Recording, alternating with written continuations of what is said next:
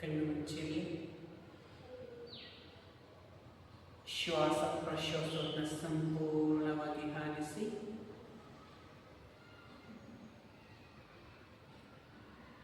ನಿಮ್ಮ ಗಮನವನ್ನು ನಿಧಾನವಾಗಿ ಪಾದದ ಹೆಬ್ಬೆರಳಿಂದ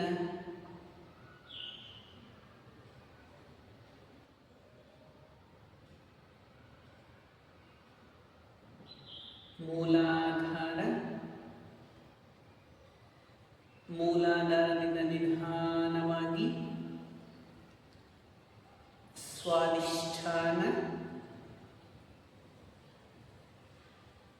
ಸ್ವಾದಿಷ್ಠಾನದಿಂದ ನಿಧಾನವಾಗಿ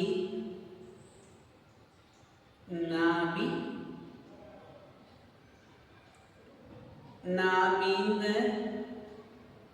ನಿಧಾನವಾಗಿ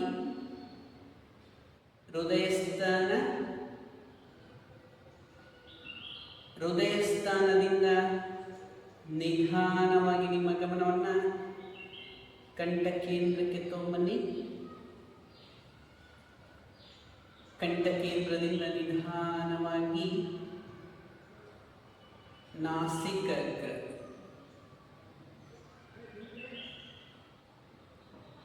ನಾಸಿಕದ ಎಡವಳ್ಳೆ ಮತ್ತೆ ಬಲವಳ್ಳೆನ ಗಮನಿಸಿ.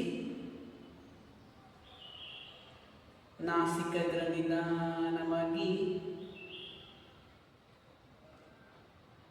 ಭ್ರೂ ಮಧ್ಯೆ ನಿಮ್ಮ ಗಮನ ಸಂಪೂರ್ಣವಾಗಿ ಭ್ರೂ ಮಧ್ಯೆಯಿಂದ ನಿಧಾನವಾಗಿ ಸಹಸ್ರದಿಂದ ನಿಧಾನವಾಗಿ ನಿಮ್ಮ ಗಮನವನ್ನು ನಾಸಿಕದ ತಗೊಂಬನ್ನಿ. ನಾಸಿಕದ ತುದಿನ ಸಂಪೂರ್ಣವಾಗಿ ಗಮನಿಸಿ. ಆಳವಾದ ಉಸಿರು. Breathing, take a deep breath.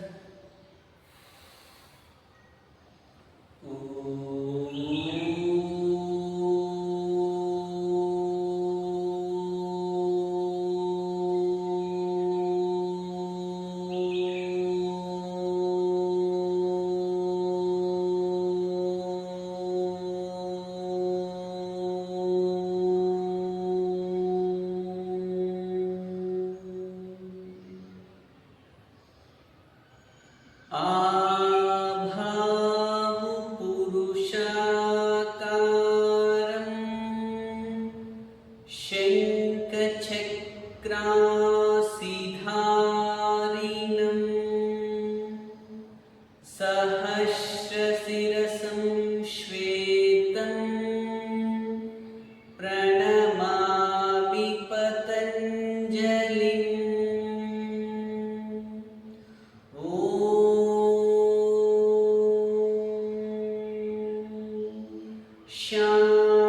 शान्ति शान्ति शान्तिः.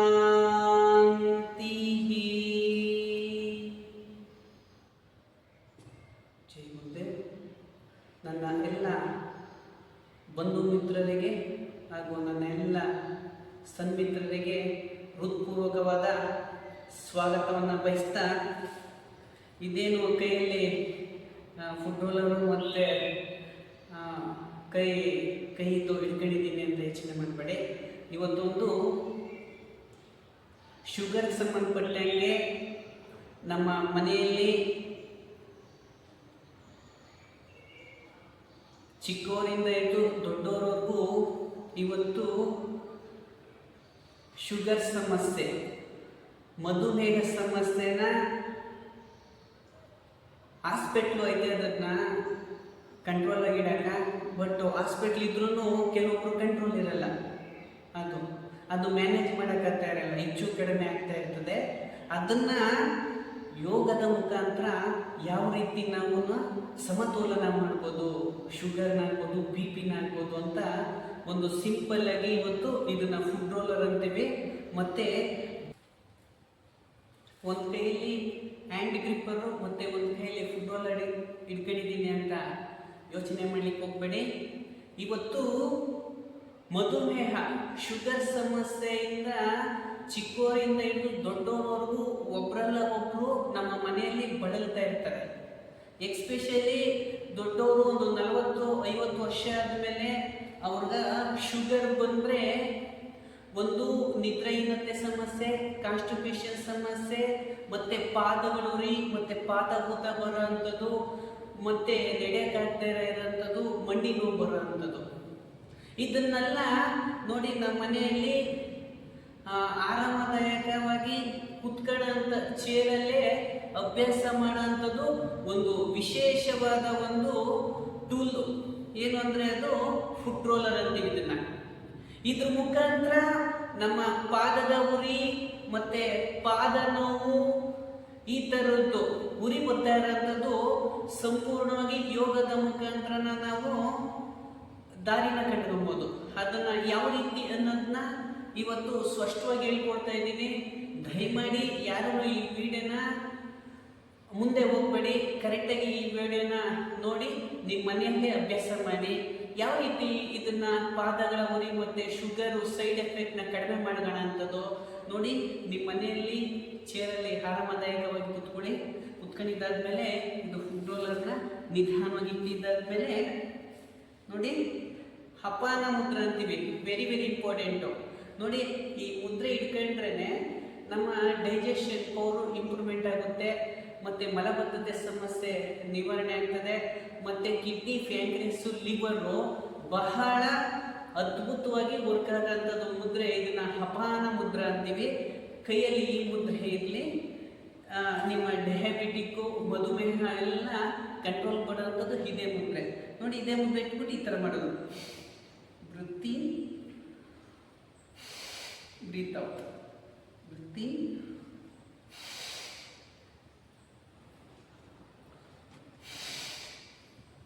ಬ್ರೀತ್ ಇನ್,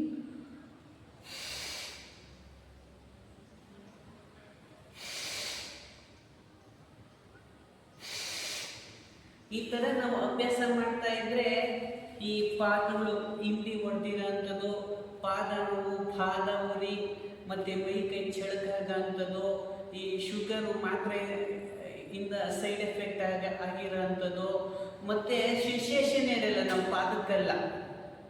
ಶಿರ್ಷೇಷಣೆ ಇರಲ್ಲ, ಪಿನ್ನ ತಗೊಂಡು ಕುಚ್ಚಿದ್ರೂ ಸ್ವಲ್ಪನೂ ನೋವಾಗಲ್ಲ. ಆ ಶಿರ್ಷೇಷಣೆ ಎಲ್ಲ ಚೆನ್ನಾಗಾಗಿ ನಿಮಗೆ ರೋಗ ನಿರೋಧಕ ಶಕ್ತಿ ಹೆಚ್ಚಾಗಿ, ಮತ್ತು ಈ ಮಧುಮೇಹ ಸಮಸ್ಯೆಯಿಂದ ನಿಧಾನವಾಗಿ ಹೊರಗಡೆ ಬರ್ಬೋದು. ಇದು ಮಾಡಿ ಒಂದೇ ದಿನಕ್ಕೆ ಸರಿ ಹೋಗ್ಬಿಡ್ತದ? ಖಂಡಿತ ಸರಿ ಹೋಗಲ್ಲ. ನೀವು ಮಿನಿಮಮ್ ಒಂದು 3-6 ತಿಂಗಳು ಒಳ್ಳೆ ಯೋಗ ಗುರುಗಳ ಥೆರಪಿಸ್ಟ್ ಹತ್ರ ಇದನ್ನ ತಿಳ್ಕೊಂಡು ಕರೆಕ್ಟಾಗಿ ಅಭ್ಯಾಸ ಮಾಡಬೇಕು. ಮತ್ತು ಇದನ್ನ ಮೊದಲನೇ ಮಾತ್ರ ಹೇಳ್ಕೊಟ್ಟಿದ್ದೀನಿ. ಆಮೇಲೆ ಇದರಲ್ಲಿ ತುಂಬ ಥರದ್ದೈತೆ, ಆಯಿತಾ? ಇದೇ ಮುದ್ರೆಯಲ್ಲಿ ನೋಡಿ ಹಾಗೆ ಈ ಥರ ಮುದ್ರೆ, ಅಪಾನ ಮುದ್ರೆ ಇಟ್ಟು ನೋಡಿ ಈ ಕೈಯಲ್ಲಿ ಮೇರುದಂಡ ಅಂತೀವಿ ಇದನ್ನ ನೋಡಿ, ಹಂಗೆ ಮೇಲೆ ಕೆಳಗಡೆ ಮಾಡೋಂಥದ್ದು. ವೃತ್ತಿ,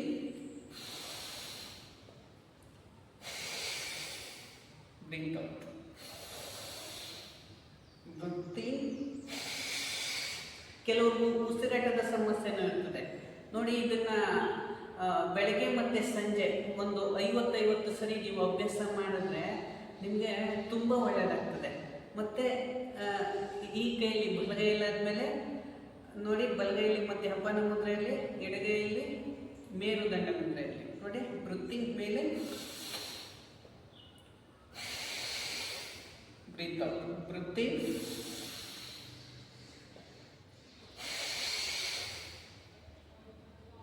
ಈ ಥರ ಪಾದದಲ್ಲಿ ಒಂದು 50 ಸರಿ ಮಾಡೋ ಅಂಥದ್ದು, ಕೈಯಲ್ಲಿ ಒಂದು 10 ಸರಿ ಮಾಡೋ ಅಂಥದ್ದು. ಒಂದೊಂದು ಕೈಯಲ್ಲಿ 10 ಸರಿ ಮಾಡಿದ್ದಾದ್ಮೇಲೆ ನೋಡಿ ಚಿನ್ ಮುದ್ರೆ ಅಂತೀವಿ. ಸೇಮ್ ನೇರ ಕೂತ್ಕೊಳ್ಳೆ, ಬ್ರೀತಿಂಗ್, ಇದು 10 ಸರಿ ಮಾಡೋ ಅಂಥದ್ದು.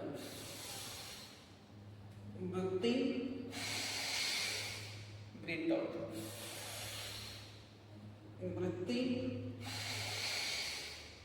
Breathe out, breathing.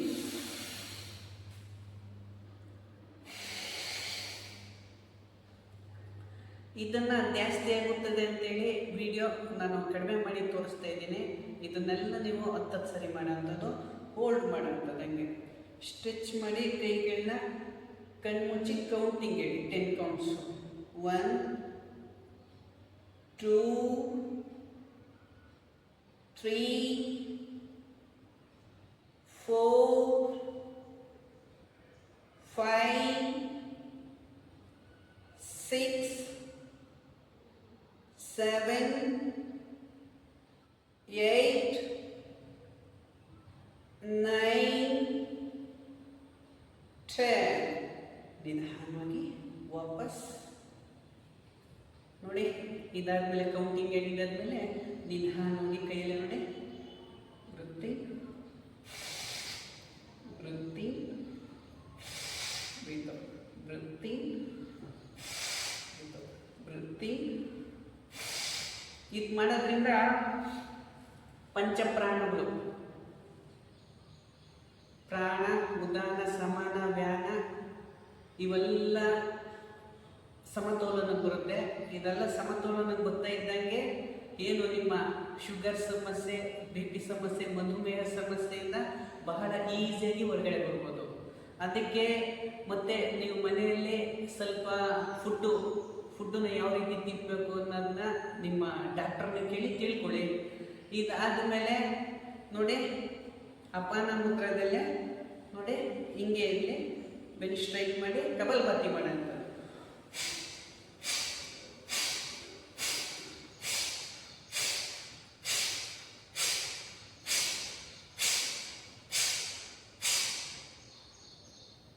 ಮಾಡಿದ್ದಾದ್ಮೇಲೆ 121 ಟೈಮ್ಸ್ ಮಾಡಿದ್ದಾದ್ಮೇಲೆ ಓಂ ಕರೆ ಹೇಳಿ. ನಿಧಾನವಾಗಿ ಸುತ್ತೋಳೆ.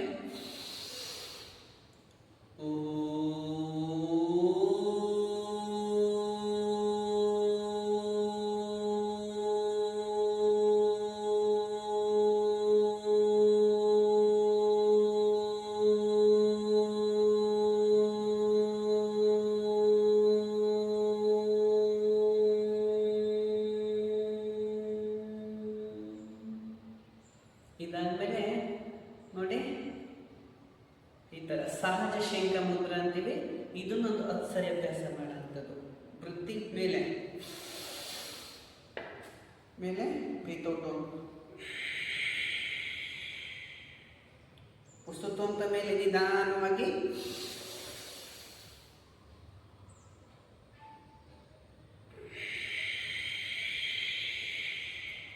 ಬ್ರೀತೌಟ್ 10 ಸರಿ ಮಾಡೋಂಥದ್ದು ನಿಧಾನವಾಗಿ. ಇದನ್ನು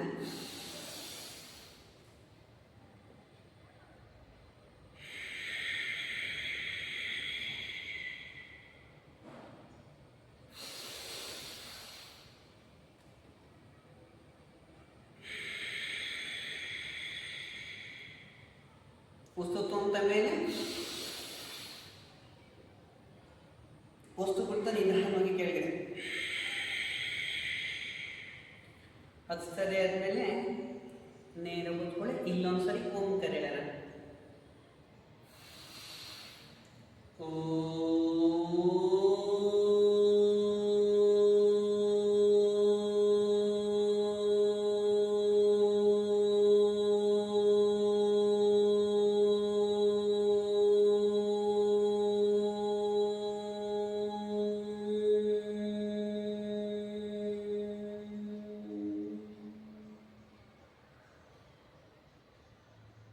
ಮೇಲೆ ಕೆಳಗಡೆ ಹಾಕಿ ಓಂ ಕರೆ ಹೇಳಿದಾದ್ಮೇಲೆ ಇದ್ರಲ್ಲಿ 11 ಸರಿ ಕಪಾಲಭಾತಿ ಮಾಡುವಂಥದ್ದು.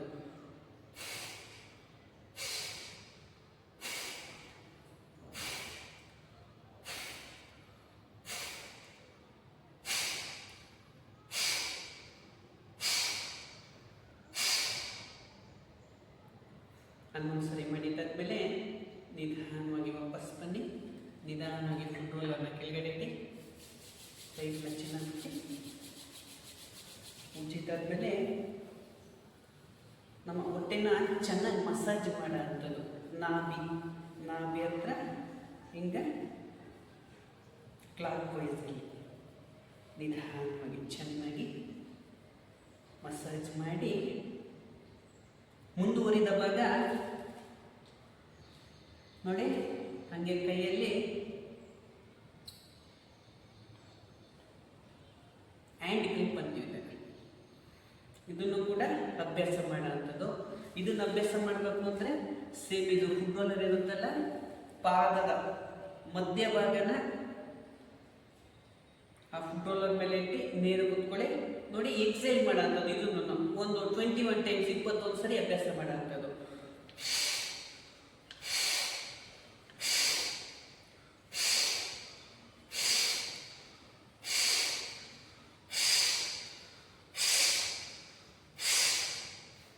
ಕಪಾಲಭಾತಿ ಮಾಡಿದ್ದಾದ್ಮೇಲೆ 21 ಸರಿ ನಾನೆಲ್ಲ ಕಡಿಮೆ ಮಾಡಿ ತೋರಿಸ್ತಾ ಇದ್ದೀನಿ. ನಿಧಾನವಾಗಿ ಇಟ್ಬಿಡಿ. ಇಟ್ಟಿದ್ದಾದ್ಮೇಲೆ ನಾಭಿಯಿಂದ ನಾಸಿಕಗ್ರನ ಸಂಪೂರ್ಣವಾಗಿ ಗಮನಿಸಿ. ಶಾಂತವಾದ ಮನಸ್ಸು, ಹಗುರವಾದ ಶರೀರವನ್ನು ಗಮನಿಸಿ. ವಿಶ್ರಾಂತಿ. ನೋಡಿ, ನಿಧಾನವಾಗಿ ಹಂಗೆ ಇರಲಿ. ಎಡಗಡೆ ಬಲಗಡೆ ತಿರುಗಿರುತ್ತೆ ನೋಡಿ.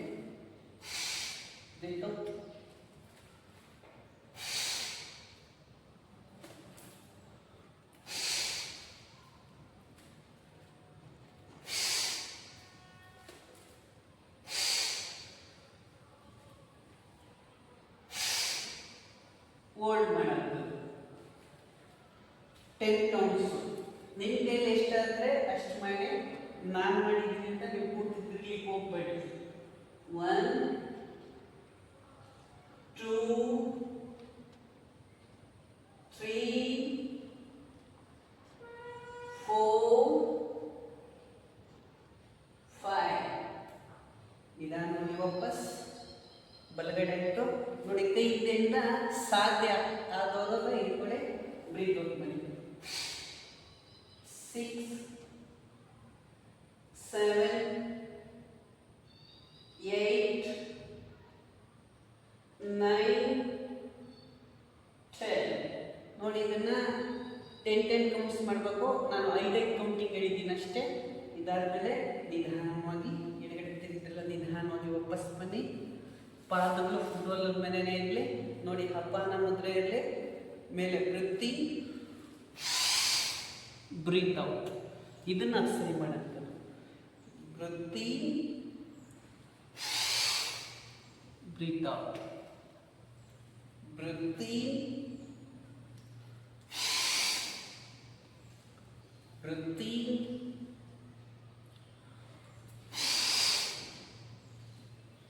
ವೃತ್ತಿ,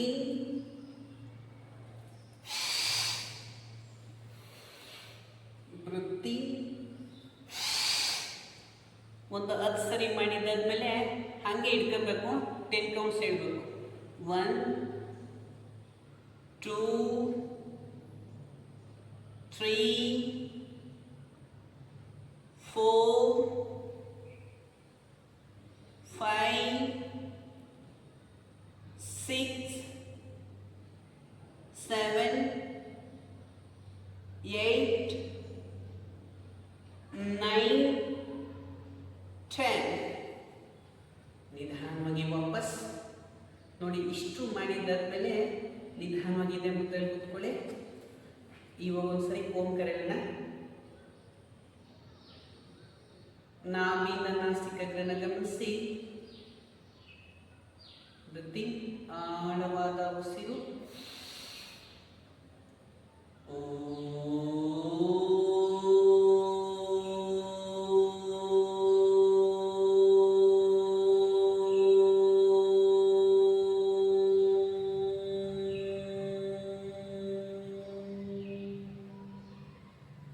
ನಿಧಾನವಾಗಿ ಇದೇ ಮುದ್ರೆ ಇರಲಿ ನೋಡಿ.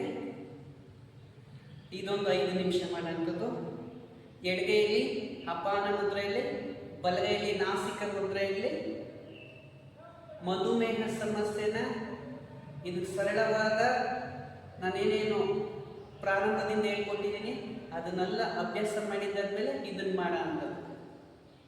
ಇದನ್ನು ನಾಡಿ ಶೋಧನ ಪ್ರಾಣಾಯಾಮ ಅಂತೀವಿ. ನಾನು ವಿಡಿಯೋದಲ್ಲಿ ಹಾಕಿದ್ದೀನಿ, ಇದನ್ನು ಚೆಕ್ ಮಾಡ್ಬೋದು. ಎಡಗಡೆಯಿಂದ ತೊಗೊಳ್ಳೋಂಥದ್ದು, ಎಡಗೊಳ್ಳೆ ಮುಚ್ಚಿ ನಿಧಾನವಾಗಿ ಬಲಗಡೆ ಬಿಡೋಂಥದ್ದು. ಮತ್ತೆ ಮತ್ತೆ ಬಲಗಡೆಯಿಂದ ತಗೊಳ್ಳೋಂಥದ್ದು ಎಡಗಡೆ ಬಿಡೋದು ಉಸಿರನ್ನ. ಮತ್ತೆ ನಿಧಾನವಾಗಿ ಎಡಗಡೆಯಿಂದ ತೊಳೆದು ಉಸಿರನ್ನ.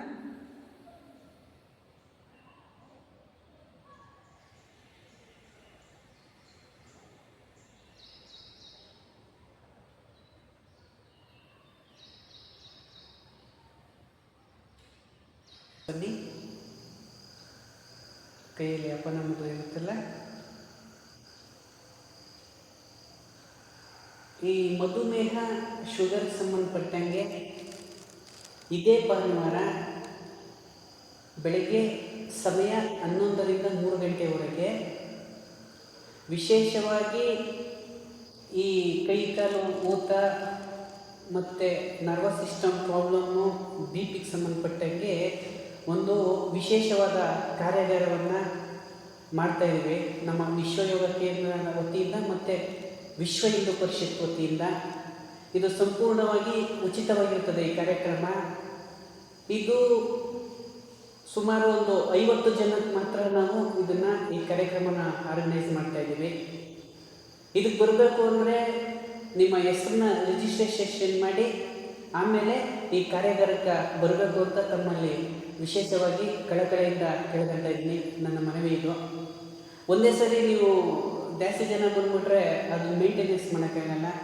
ರಿಜಿಸ್ಟ್ರೇಷನ್ ಮಾಡಿ ಬಂದರೆ ನಿಮಗೆ ಕರೆಕ್ಟಾಗಿ ವ್ಯವಸ್ಥಿತವಾಗಿ ಥೆರಪಿಗಳನ್ನ ಮಾಡಿ ಅದರಲ್ಲಿ ನಿಮ್ಮ ಯೋಗ ಯಾವ ರೀತಿ ಅಭ್ಯಾಸ ಮಾಡೋ ಅಂಥದ್ದು, ಶುಗರ್ ಸಮಸ್ಯೆಗೆ ಯಾವ ರೀತಿ ನೀವು ಊಟ ಸೇವಿಸಬೇಕು ಅನ್ನೋದು, ಮತ್ತು ಜ್ಯೂಸು ಯಾವ ಥರ ತಗೊಬೇಕು ಅಂಥದ್ದು, ಮತ್ತು ಇವತ್ತು ಹೇಳ್ಕೊಟ್ಟಿರೋಂಥ ಥೆರಪಿಗಳನ್ನ ಯಾವ ಥರ ನಿಮ್ಮ ಮನೆಯಲ್ಲಿ ಅಭ್ಯಾಸ ಮಾಡಬೇಕು ಅನ್ನೋದನ್ನ ನಾವು ಉಚಿತವಾಗಿ ಹೇಳ್ಕೊಡ್ತಾ ಇದ್ವಿ. ಇದನ್ನು ಸದುಪಯೋಗ ಮಾಡಬೇಕು ಅಂತ ನಮ್ಮ ವಿಶ್ವ ಯೋಗ ಕೇಂದ್ರದ ವತಿಯಿಂದ ತಮ್ಮಲ್ಲಿ ಕಳಕಳಿಯಾಗಿ ಕೇಳ್ಕೊಳ್ತಾ ಇದ್ದೀನಿ. ಈ ರೋಗಗಳು ಯಾರನ್ನೂ ಬಿಡಲ್ಲ.